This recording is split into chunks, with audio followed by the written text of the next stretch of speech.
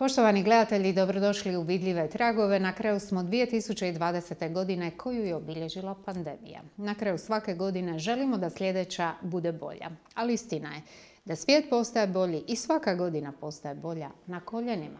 O tome danas razgovaramo s našom gošćom. Pozdravljam Ninu Grujicu koja je koordinatorica trajnog euharistijskog klanjanja u Splitu. Dobro nam došli. Hvala vam na pozivu.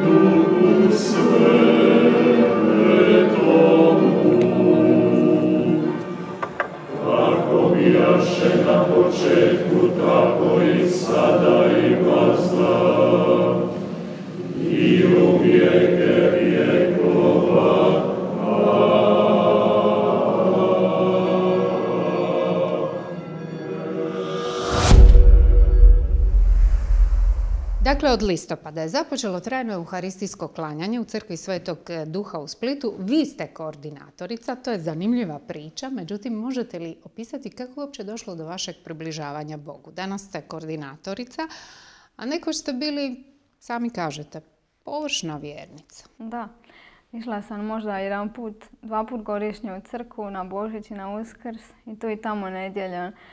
Ali započelo je tako što me jedna prijateljica, znači ona se obratila i ona je počela mi pričat, svjedočit, tuđa neka obraćenja bi mi pričala. Dala mi je zapravo knjige i jedna od prvih knjiga je bila, to je prvi svetac o kojem sam čitala, je bio Padre Pio. I oduševio me njegov život.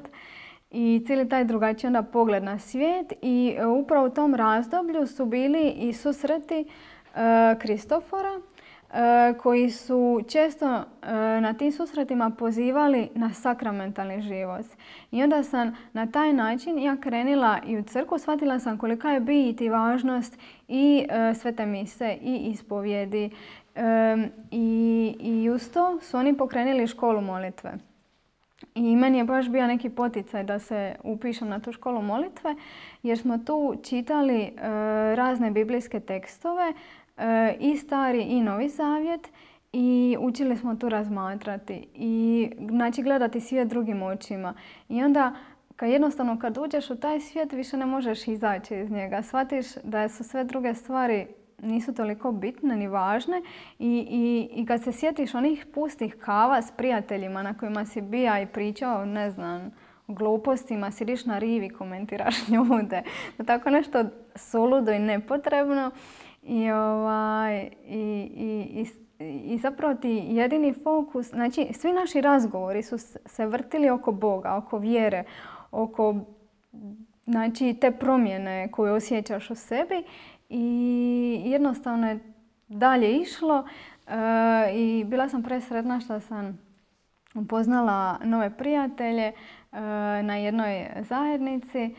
Znači, to su posebna prijateljstva, to su skroz drugačija, znači to su duhovna prijateljstva koja su zasnovana na istom cilju i na istoj vjeri i onda zajedno rastete u svemu tome.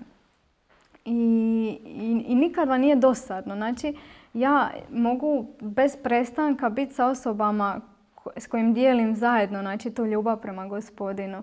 I sve što smo htjeli smo radili zapravo za njega i uz njega. I onda osjećaš tu neku bliskost, tu ljubav Većina tih mojih prijatelja je u Zagrebu. Ali i oni mi svaki dan fale i svaki dan pomisle na njih. Ali zanimljivo je da kad god ih sretnem, kad ja recimo odem u Zagreb ili oni preko ljeta dođu ovdje, to bude kao da smo jučer bili zajedno. Tako da nema nikakvog jaza, nikakve da ti je neugoda. I zanimljivo je da s tim ljudima možeš dugo šutiti. Znači ne trebaš niti pričat. Znači dovoljno ti je biti i osjećati njihovu blizinu. I možeš dugo i razgovarati, Da, pa mi bi razgovarali, ja bi otišla prespavat kod jedne prijateljice, da bi do zore bi pričale, ali sve su to bile vjerske teme. Tako da, ali vjera je život, to su ujedno i životne teme. Je.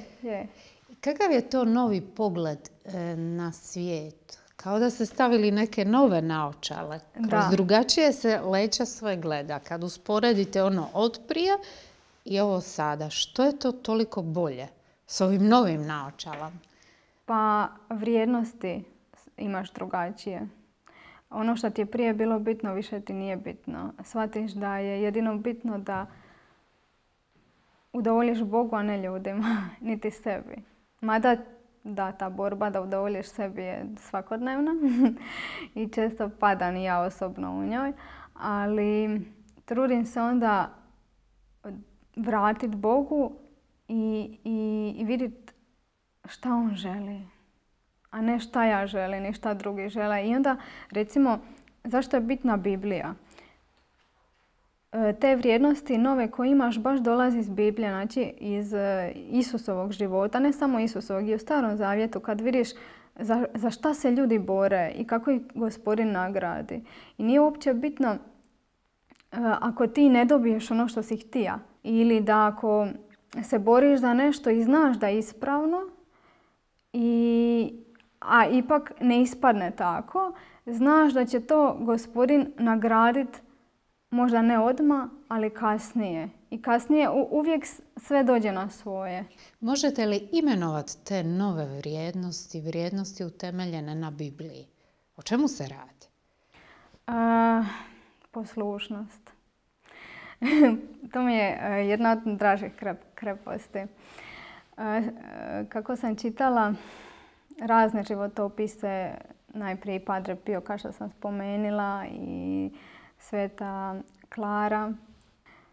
Shvatila sam da, i Sveta Džema Galgani. Svi su oni zapravo bili toliko poslušni i čitala sam da je Bogu važnija poslušnost nego da ti učiniš nešto zato što je to ispravno.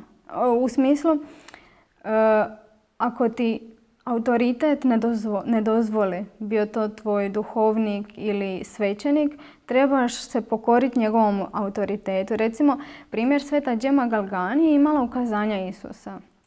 Ona je s njim razgovarala, međutim njen duhovnik je sumnjao da to nije bio Isus i rekao joj je ako je to on će otići ako mu ti kažeš da ode, jer sam ja tako rekao. I rekao je, idući put kad ga vidiš, pljuni ga. I sad zamislite kako je to teško osobi koja tako voli Isusa i voli tu osobu da ga pljune kad ga idući put vidi. I većina ljudi bi rekli, pa to je Isus, ja moram razgovarati s njim, on je Bog. Ali Sveta Džema njemu pljunila u njega i on se samo nasmijao i otišao. Nasmijao se? Da, nasmijao se. Zapravo mu se svidjelo što je... Da, i baš je piše u toj knjizi da je poslušnost važnija od toga da ti sada, ne znam, ostaneš u razgovoru s njim, ako je tebi duhovnik rekao ne smiješ ostati u razgovoru s njim. I onda Bog cijeni tu tvoju poslušnost i nagradit će te s milostima i ne znam ni ja s čim. Nagradit će s milostima? Nagradit će s milostima, Kakvim milostima? Pa pouzdanje u Boga, ljubav u Boga prije svega. Da ti raste i poštovanje prema njemu i da vidiš da nisi ti najvažniji. Da nisu najvažniji tvoje ideje, tvoja ispravna razmišljanja. Koliko puta sam vidjela u ljudi taj navodni sveti žar, da se oni bore za neke stvari, a zapravo se boje za svoje vlastite interese. Jer oni misle da je to najvažnije. I ja osobno često mislim da su neke stvari važne, međutim, kad dođemo, zapravo ono što je najbitnije je da ostavimo stvari sa strane i pustimo i onda će se one posložiti. A ne da se žustro za nešto borimo i grčevito za to držimo, jer onda možda ne činimo ispravnu stvar. Možda činimo nešto što isključivo nama odgovara, a ne zapravo što bi Bog htio od nas. Jel se vama čini da nas Bog ovako često provocira? Da. Baš iskušava poslušnost. Čini se kao da postupa nelogično. Mi se čudimo. Jel vam se kad dogodi da ga molite neku milost prekrasnu, a on vam je ne da tad? Pa i da, često. I onda sam shvatila da zapravo ne mora znači da mi je nije dao, nego mi nije dao ovaj tren. Ili je možda iman, a jer nisam svjesna jer grčevito je želim vidjeti, opipati. To je problem s nama ljudima, što mi želimo da nešto možemo materializirati, da možemo uzeti i pokazati, vidi, to je to. Ali često su najveće promjene one koje se događaju unutar nas, koje su nevidljive i koje onda vide više drugi ljudi nego mi sami. Ali isto tako sam primijetila da često želimo od Boga nešto, tražimo ga, a bojimo se da će nam dati nešto drugačije. I zapravo kad dolazimo pred Boga i molimo ga, ne smijemo mu doći sa stavom ja želim to, to i to. Nego sve opcije, da si otvoren za sve opcije. Recimo, životni poziv. Ako ti očajnički želiš brak, ti nećeš možda dobiti ni brak, ni poziv za redovništvo, ni poziv za posvećenog laika. Jer se grčevito bojiš da nećeš dobiti nešto što ne želiš. Ali ako si ti otvoren Gospodinu i kažeš ok Gospodine, reci mi što god ti želiš, što ja želim. Ako ti želiš da budem redovnica, može, ja pristajem. Ako želiš da budem posvećeni laik, i na tu opciju pristajem. Ako želiš da me vidiš u bračnom životu, i na to pristajem. Ali uz otvoreno srce i znači da kažem Gospodinu ok, pristajem, ali onda ti pripremi za to. I daj mi tu želju u moje srce. Zašto je Bogu važna toliko naša poslušnost, a izgleda da mu je jako, jako važna? To je njemu neki znak, valjda, ljubavi. Ljubavi, vjere u njega. Povjerenja u njega. Povjerenja i poniznosti. Jer zapravo zna se ko je neposlušan. Đavo je bio neposlušan i zato je izgubio svoje mjesto u koru anđela. I isto tako on i nas gura da budemo neposlušni. Jer otkazujući poslušnost Gospodinu, mi sebe stavljamo kao bogove. I mi mislimo da smo jedini ispravni i da mi ne možemo pogriješiti. I zapravo... I onda lekcije očitavamo drugima. Da. I mi smo ti mali bogovi koji šetaju okolo i misle da su u pravu i da, to što ste vi rekli, dijele lekcije. Ali kad ti priznaš da ne možeš sam, da zapravo nije sve stvar ni u razumu, da ti dobro sve razumski razumiješ, logički zaključuješ, nego da jednostavno pustiš da čak nekad i ono što ti nije jasno prihvatiš i onda će se s vremenom to sve posložiti pa će ti doći ta kompletna slika, a kockica će se posložiti. Sjetimo se Abrahama, praotac vjere. Što je bilo razumno i logično u tome da Bog od njega traži da vlastitog sina žrtvuje. Svi bi rekli, pa je ti normalno. Da, ja sam razmišljala, bi li ja to mogla. To je onako... Ali to je jedna slika, dakle nešto vrlo mi ne možemo shvatiti, očigledno. Mislim da to je jedino, kad ti je srce u potpunom predanju, kad želiš ugoditi samo Bogu i kad vjeruješ, znači kad mu toliko vjeruješ da će izvesti sve na dobro, na što god da te on pozove i što god traži od tebe. Čak i ono što tebi izgleda nemoguće ili suludo, ali zapravo je suludo što mi tako razmišljamo, jer smo mi obični ljudi. Mi nemamo uopće percepciju, ne znam, cijelog ni svijeta, ni svemira, ni Boga. Mi Boga možemo jako malo poznat do u vječnosti. Jer on... Pa naš je razum ograničen, to znam. kao i mnoga osjetila. Mi ne možemo niti osjetiti, vidjeti. Da, to mi je, jedan prijatelj mi je rekao, zamisli, ajde pokušaj iskopati rupu u pijesku i unutra uliti cijelo more. Ne može stati. A mi smo ta mala rupa. A Bog je, znači to je slika mora. Znači ne možeš ti u nešto što je malo i što ne može sve spoznati jer smo ljudi, misliti da ćeš ti znat bolje, radit bolje, nego zato jednostavno je puno, zapravo je za čovjeka lakše. Jer se onda bori, to je kao borba protiv vjetrenjača i na kraju budeš nezadovoljan. I zato je najbolje priznat i dopustiti Gospodinu da on radi što on misli da je najbolje. Kad čovjek toliko vjeruje Bogu, pa čak i kad se sve čini, ajme, problem do problema, i primijeti, ko što su mnogi sveci primijetili, pa zašto mi ne pomogneš, pa kakav si ti Bog, zašto si to dopustio. Ali kad se baš takvo pouzdanje ima, plod toga je ono što svi želimo, mir. Da, ali problem je isto što ljudi misle da im Bog ne želi nešto napraviti. I pitanje je li to dobro za njih. I zato je dobro, kao što sam malo prije rekla, sve pustiti njemu, jer mi možemo moliti za neke stvari. Bog može odgovoriti na našu tvrdoglavost i dati nam to, ali to će nam onda obiti o glavu. Trajno euharistijsko klanjanje u Splitu je započelo 7. listopada. Bio je to velik događaj. I danas, dakle svakog dana u Splitu, je to trajno klanjanje uvijek netko ima. Koji je smisao takvog klanjanja? Dakle, radi se o adoraciji. Da stojimo pred Bogom. I što kad stojimo? Smisao je da napokon mu pristupimo ka živome Bogu. Da ga ne gledamo, ne tražimo u visinama. I ono što je Sveta Terezija Avilska rekla, da ga tražimo zapravo u samima sebi. I ja cijelo vrijeme sam tražila tog Boga dok nisam naišla na tu rečenicu. I onda sam shvatila da Boga možemo pronaći tako da zavirimo u sebe. A sebe pronađemo tako što gledamo u njega.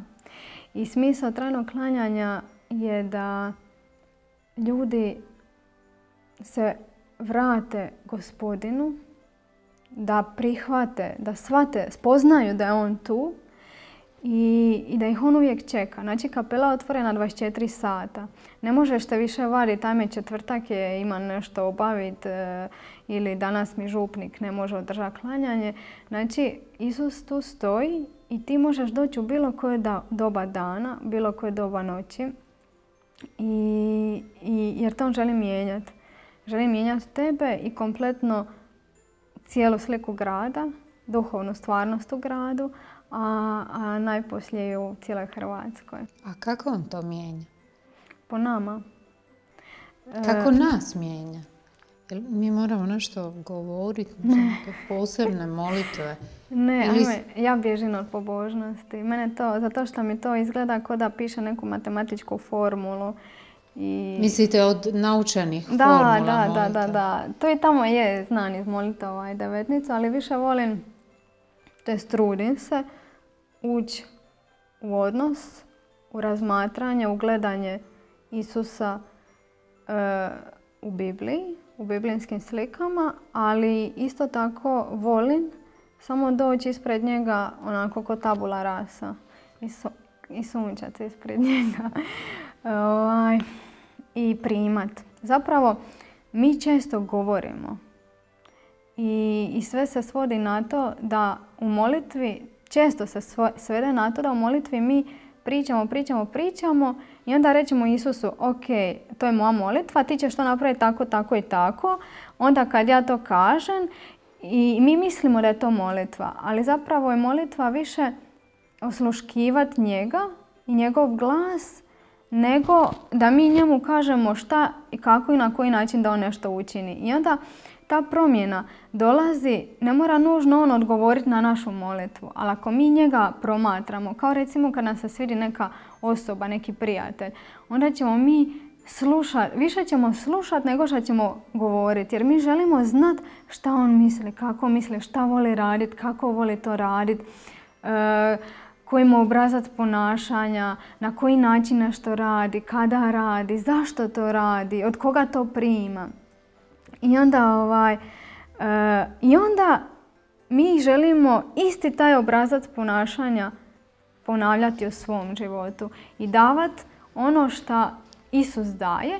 I onda mi zapravo dopuštamo Gospodinu da se služi i našim rukama i našim nogama i našim glasom i našim djelima, gestama i dopuštamo da živi kroz nas. Znači mi upijamo njega, njegovu osobu i onda je dajemo drugima. I na taj način može doći do promjene drugih i onda se i drugi mijenjaju i onda se kompletno društvo mijenja. Evo, nedavno Papa Franjo je baš to rekao, da su kršćani pozvani biti kruh u Božjim rukama, koje on razlama i dijeli da nahrani sve. Da. Što je to razlamanje? To je nešto bolno. Ima tu i boli, mora biti. Pa mora. Što se lomi? Naši dosadašnji stavovi, želje, odluke, stvari koje mi mislimo da smo u pravu, da bi trebale biti kako mi zamislimo i kad mi zamislimo. A zapravo u ovoj stvari pustiš. Kao recimo primjer, ja sad donosim živog Boga. Ja želim da se neka osoba promijeni. Ali ja neću inzistirati na tom, neću je siliti, neću uvjeravati. Isus je rekao to i to, Isus je činio to i to. Nego ću se ponašati kao da se ona promijenila. Znači, kao da ne iščekujem željno njenu promjenu, nego da stojim tu i donosim joj Gospodina, ne sebe. Jer često se zna dogoditi da ljudi žele sebe promovirati, a kroz Gospodina. I kroz crkvu. I kroz crkvu, da.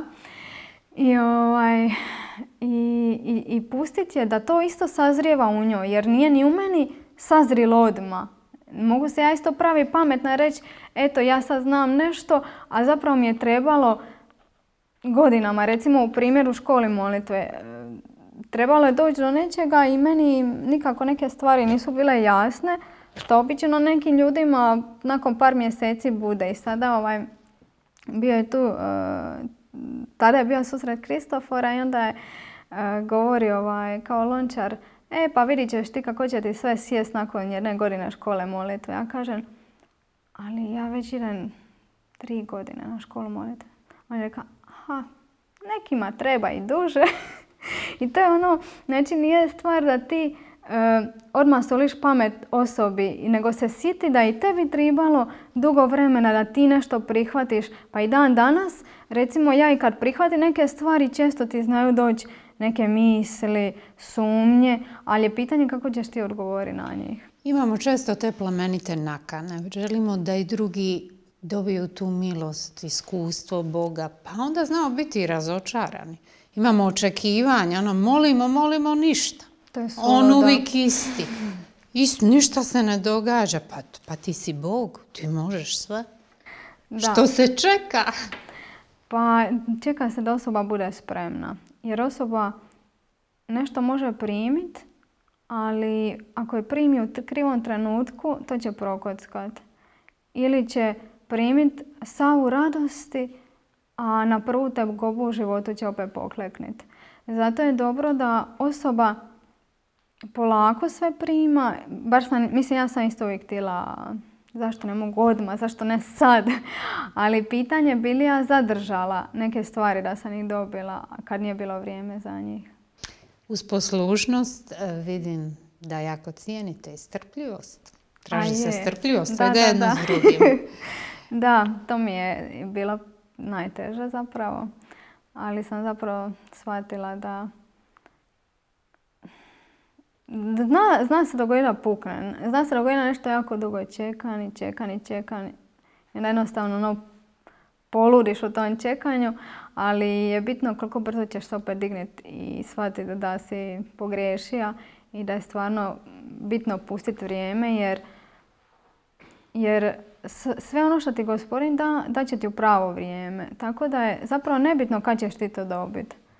Jer bolje da se dogodi u pravo vrijeme, da bude blagoslovljeno, nego da izgubiš blagoslov. Vjera i ljubav su strpljive, zar ne? Da. To Sveti Pavle je napisao, strpljivo, Da. uvijek strpljivo. Da.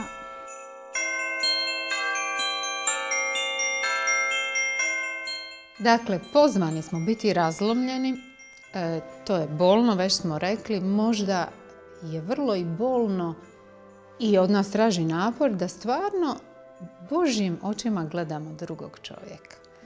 Mi u njemu vidimo ono što nas je živciralo, pa bi mi njega najradije nekako kaznili, ali kako to odgajati u sebi? Da na druge ljude gledamo, evo vi niste mama, ali kao na svoju djecu. Da.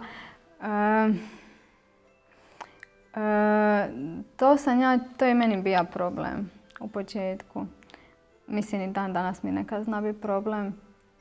Jer bi odmah onako burno reagirala. Ali sam shvatila da, to jest u razgovoru s jednim prijateljem sam shvatila zašto ljubiti svaku osobu, kako je ljubiti, na koji način.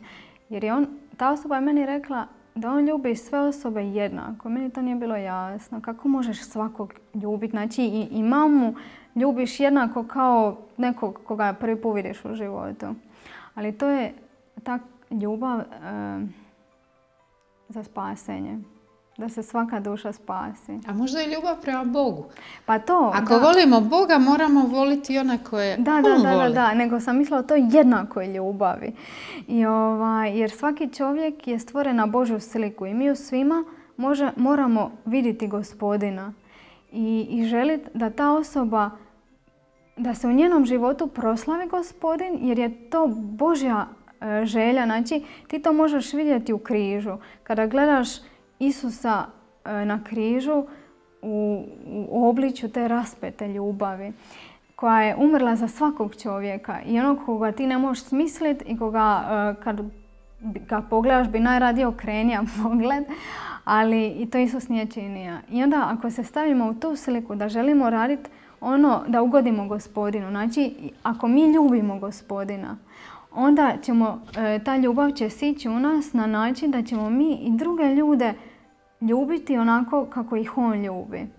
I ti ćemo ne samo da oni u svom životu da se ostvare i da se Gospodin kroz njih ostvari njegova volja, nego da se svi ti ljudi spase. A to je zapravo jedini cilj i jedino što je bitno, da se osoba spasi, pa makar to bio zadnji dan njegovog života. Znači, zato nikad ne smijemo odustati od osobe. Samo Bog je dovoljan. Riječi Svete Tereze Avilske. Ona je bila redovnica, ali vrijedi li to za sve nas i nas koji smo u braku i živimo drugačije živote? Ili stvarno nam Bog samo dovoljan? To vrijedi za one koji upoznaju Gospodina. Zato što osoba koja ne pozna Gospodina i koja ima druge prioritete u životu, to neće razumjeti. Ali svak, s obzirom baš na to što je svak stvoren na Božju sliku, ako se potrudi, ako pokuša spoznati Boga, koliko god mu teško bilo, shvatit će da je zapravo on jedini važan u životu. To jest da je najvažniji u životu. I da je najvažnije njemu ugoditi, a ne drugima. Niti mužu, niti djeci, niti prijateljima, nego činiti isključivo ono što Gospodin traži. Što ne znači da Gospodin neće tražiti da budeš dobar prema i mužu, i djeci, i prijateljima. Ali ne njih stavljati na prvo mjesto. Zato su ljudi frustrirani. Da. Jer traže od ljudi ono što im samo Bog može dati. Evo, za kraj razgovora htjela sam vas pitati što biste poželjeli u novoj godini. Ali čini mi se da ćete vi reći ništa. Ne. Ja u novoj, kome, sebi ili drugima? Svima. A svima, Kad dođete pred Gospodina, imate želju. Da. Treba nešto i reći, nije loše. Da, naravno. Mislim da se svima bi poželila da se vrate Gospodinu, a onima koji s njim i razgovaraju da prodube odnos.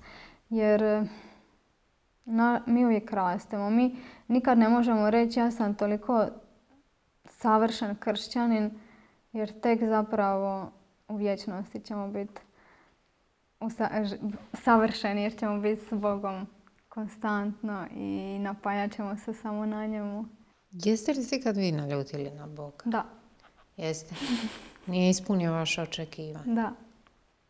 Ali mi je dobro zato što mi je sam shvatila da s njim mogu stvarno razgovarati u smislu prije bi se naljutila, ali bi to potiskivala u sebi.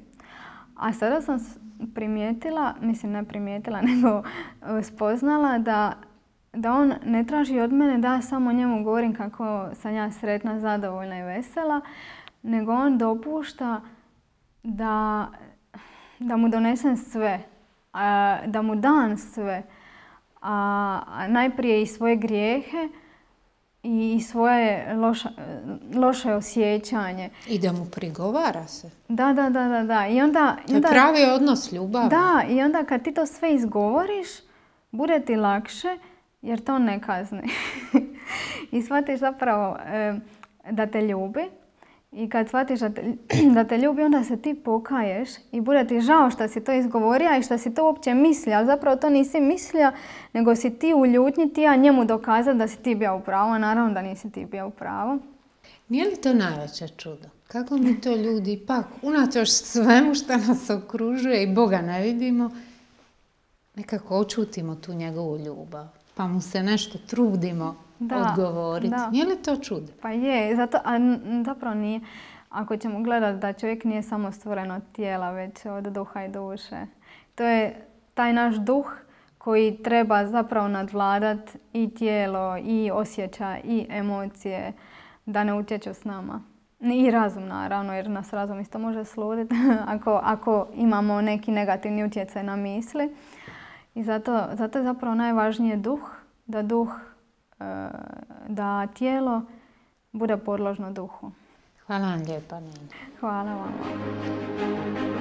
La Chiesa, in tutte le sue membra, ha la missione di praticare la preghiera di intercessione, intercede per gli altri. In particolare nel dovere chiunque sia il posto in un ruolo di responsabilità, genitori, educatori, ministri ordinati, superiori di comunità, come Abramo e Mosè, a volte devono difendere davanti a Dio le persone loro affidate. In realtà si tratta di guardare con gli occhi e il cuore di Dio, con la sua stessa invincibile compassione e tenerezza. Pregare con tenerezza per gli altri. Fratelli e sorelle, siamo tutti foglie del medesimo albero. Ogni distacco ci richiama alla grande pietà che dobbiamo nutrire nella preghiera gli uni per gli altri. Preghiamo gli uni per gli altri. Ci farà bene a noi e farà bene a tutti. Grazie.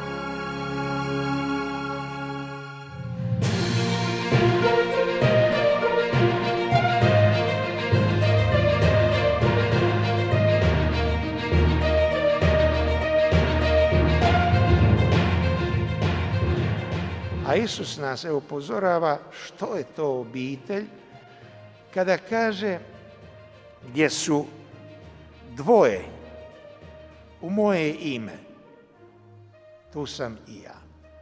Zar ima svetijeg dvojstva, zajedništva, ljubavi od bračnog druga, od supruge i supruga? Ma Gospodin je tu najprisutniji.